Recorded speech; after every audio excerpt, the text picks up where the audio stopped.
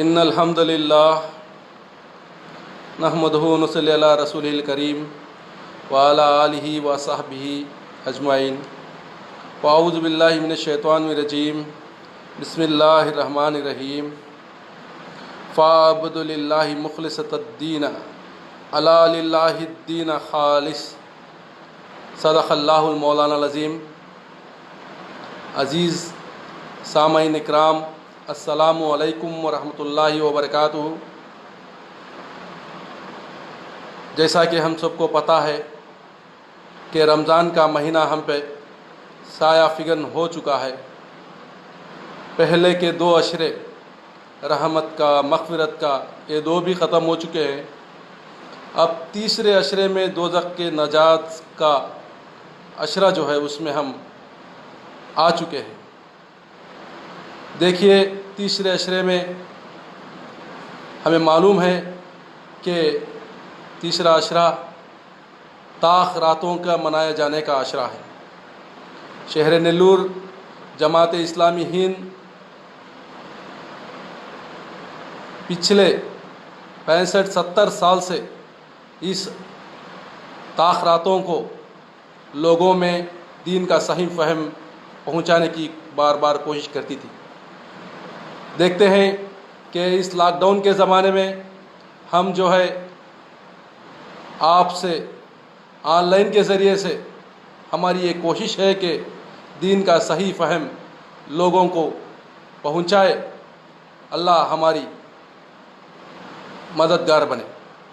اچھا، ٹھیک ہے، میں جو آج کے جو عنوان پر میں اظہار خیال کرنا ہے، میرا جو عنوان ہے انسان کے کردار پر تقوی کے اثرات، ان عنوان پہ میں اظہار خیال کرنا ہے۔ دیکھتے ہیں کہ ہم رمضان کے مہینے سے گزر رہے ہیں۔ اللہ تعالیٰ قرآن مجید میں خود صاف انداز میں بتا چکا ہے کہ رمضان کے مہینے سے مسلمان کو، مومن کو کیا حاصل کرنا چاہیے۔ اللہ تعالیٰ قرآن میں بتایا ہے کہ لعلکم تتقون، تاکہ تم میں تقوی کی صفت پیدا ہونی چاہیے۔ یہ ہے رمضان کی اصل جو روح ہے، ہم کو اخذ کرنی ہے۔ ہم دیکھتے ہیں کہ اس کے بعد کے 11 مہینے کی جو ٹریننگ وہ ہے، وہی اسی کے متعلق جو تقوی کا جو ہے انسان کے کردار پر تقوی کے اثرات کے متعلق جو ہے میں اظہار خیال کروں گا۔ ہم دیکھتے ہیں کہ زمانے میں کوئی بھی زمانہ کیوں نہ ہو، جب دیکھتے ہیں کہ انسان پر کچھ بخار طاری ہوتی ہے تو اس کے کچھ اثرات ہوتے ہیں، اور ہم دیکھتے ہیں کہ زمین پر اللہ کی رحمت کی بارش ہو، بارش کے زمانے میں، تو اس کے کچھ اثرات ہوتے ہیں۔ اور اسی طرح ہر سال ہمارے سامنے رمضان کا مہینہ آتا اور جاتا ہے، اور ہمیں چاہیے کہ اس کے اثرات باقی کے 11 مہینے کے لیے کیا ہمیں کس طرح اپنی زندگی میں بسر کرنی چاہیے۔ دیکھتے ہیں کہ ہم پیارے نبی صلی اللہ علیہ وسلم کو قرآن مجید ہی کے ذریعے سے اللہ تعالیٰ فرما رہا ہے کہ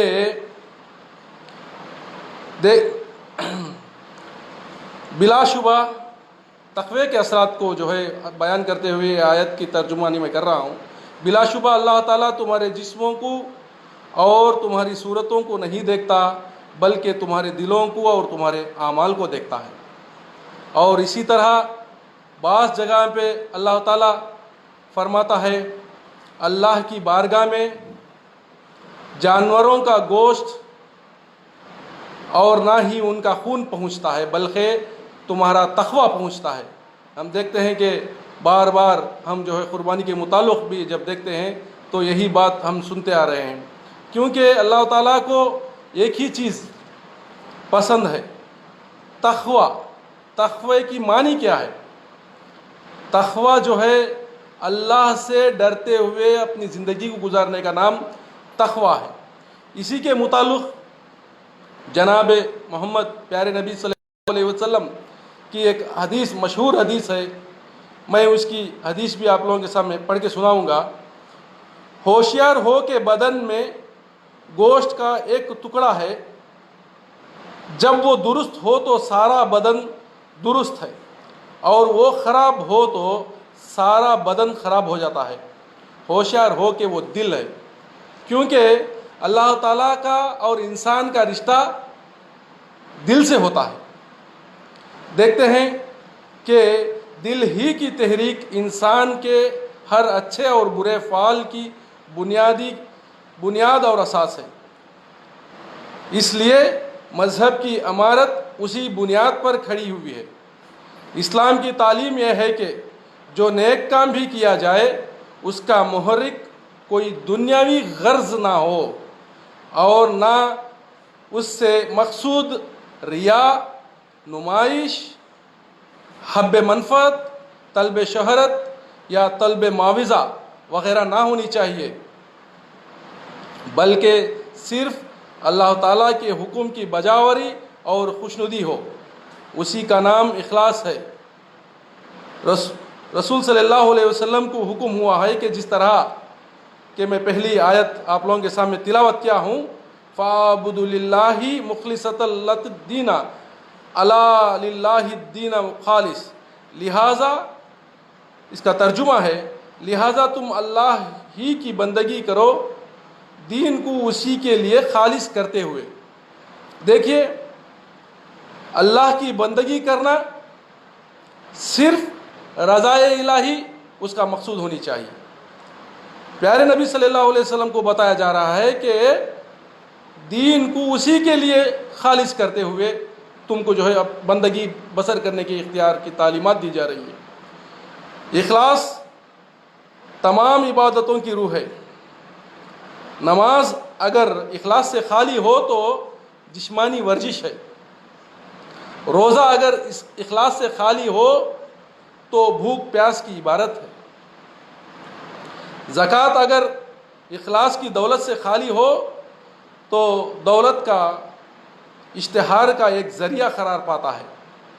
اور اسی طرح حج اگر اس کی روح سے خالی ہو تو سیر و سفر کا معاملہ ہو جاتا ہے۔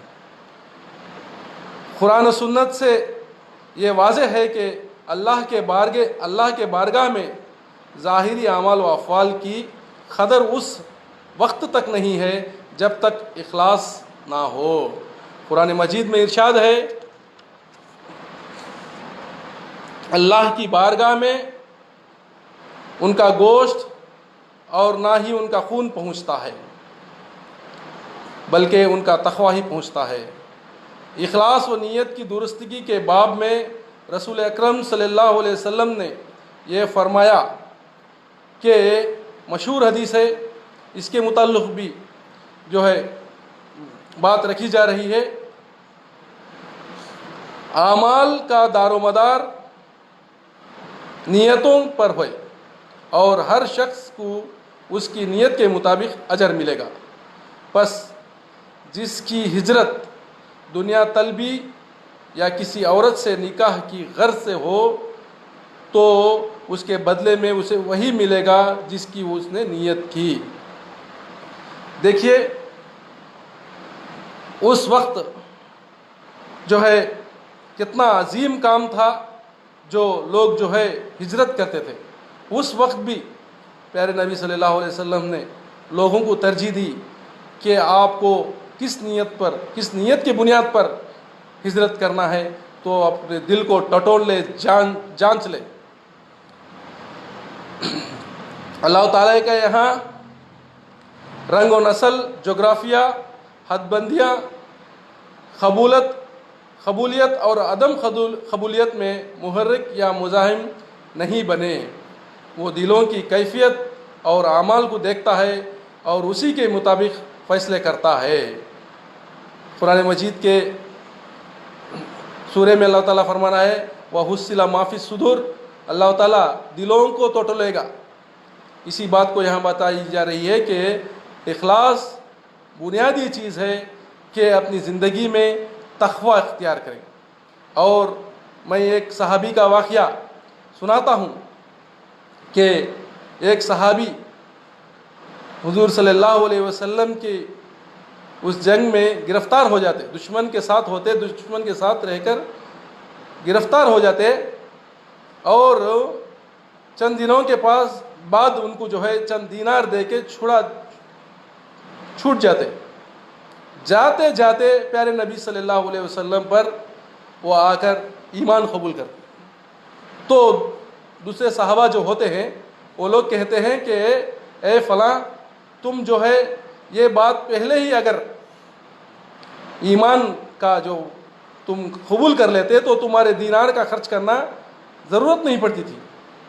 وہ دیکھیے کہ تقوی کی صفت جو صحابیوں میں ہوتی تھی، انہوں نے کہا اے فلاں، تم جو بات کہہ رہے ہو،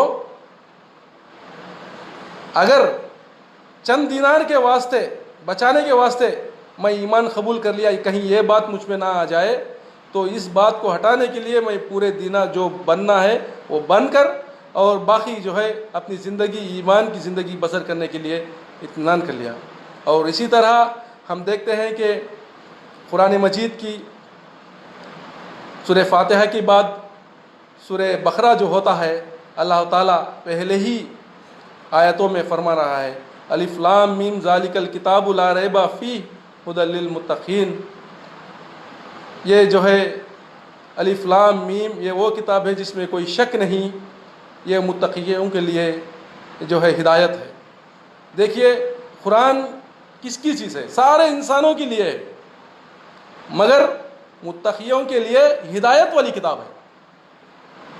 اصل روح اللہ کے پاس تقوی کی ہے، کوئی دکھاوے کی نہیں ہو سکتی۔ ہم دیکھتے ہیں کہ جو بھی احادیث آپ لوگوں کے سامنے میں پیش کیا ہوں، جو بھی آیتیں آپ لوگوں کے سامنے پیش کیا ہوں، اس کے بعد ہمیں جو ہے اللہ تعالیٰ قرآن مجید میں اور دوسرے انبیاء علیہ السلام نے اپنی دعوت و تبلیغ کے سلسلے میں ہمیشہ یہ اعلان کیا کہ ہم جو کچھ کر رہے ہیں اس سے ہم کوئی دنیاوی غرض اور ذاتی معاوضہ مطلوب نہیں ہے۔ ہر انبیاء کا یہی رویہ رہا۔ وہ لوگ دن بھر محنت کرتے تھے، لوگوں کو سمجھاتے تھے۔ دیکھتے ہیں کہ ہم بھی محنت کرتے ہیں اپنے تجارتوں میں، دوسرے کاموں کے لیے، مگر ہمارا کیا ہوتا؟ ہم جو ہے دنیاوی مفاد چاہتے ہیں، ہم جو ہے کچھ روپے کا فائدہ مانگتے ہیں۔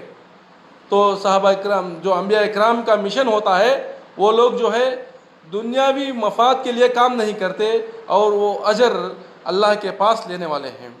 وما اور ایک قرآن کی آیت ہے، اور میں اس پر کوئی مزدوری تم سے نہیں چاہتا، میری مزدوری تو اسی پر ہے جو ساری دنیا کا پروردگار ہے۔ دیکھیے پیارے نبی صلی اللہ علیہ وسلم کی جو باتیں ہیں وہ قرآن میں بھی ہے، جو ہے اس کی کوئی مزدوری میں نہیں چاہتا، بلکہ جو ہے اس کا جو مزدوری جو ہے سارے پروردگار جو ہوتا ہے اس کے پاس سے میں لوں گا۔ اور حضرت نوح علیہ السلام کی زبان سے بھی یہی بات فرمائی جا رہی ہے، اے میری قوم، میں تم سے اس پر دولت کا خواہاں نہیں ہوں، میری مزدوری تو خدا ہی پر ہے۔ دیکھیے نوح علیہ السلام پورے 950 سال اپنی زندگی بسر کیے ہیں، آخر ان کا جواب کیا تھا؟ کہ وہ جو ہے ان کی مزدوری اللہ کے پاس لینے والے ہیں، ان کا تقوی جو ہے وہ اللہ کے پاس ان کی مزدوری دلانے والا ہے۔ اور ہمیں چاہیے کہ ہم جماعت اسلامی ہند کے رفیق ہونے کے ناطے ہم یہ چاہتے ہیں کہ ہماری خواہش بھی یہی ہو کہ ہمارا تقوی باقی کی زندگی، تقوی کی زندگی ہم جو ہے بسر کریں، اور جو اس رمضان کے مہینے میں جو ہم تقوی سے کے ساتھ روزے، افطار، سحری اور جو ہے تراویح جو پڑھ کر مخلصانہ طور پر جو ہے عبادت ہم کرتے ہیں، عام دنوں میں بھی جو ہے ہم اس طرح کی زندگی بسر کرتے ہوئے عمل کرنے کی توفیق عطا فرمائے۔ وآخر دعوانا ان الحمد للہ رب العالمین۔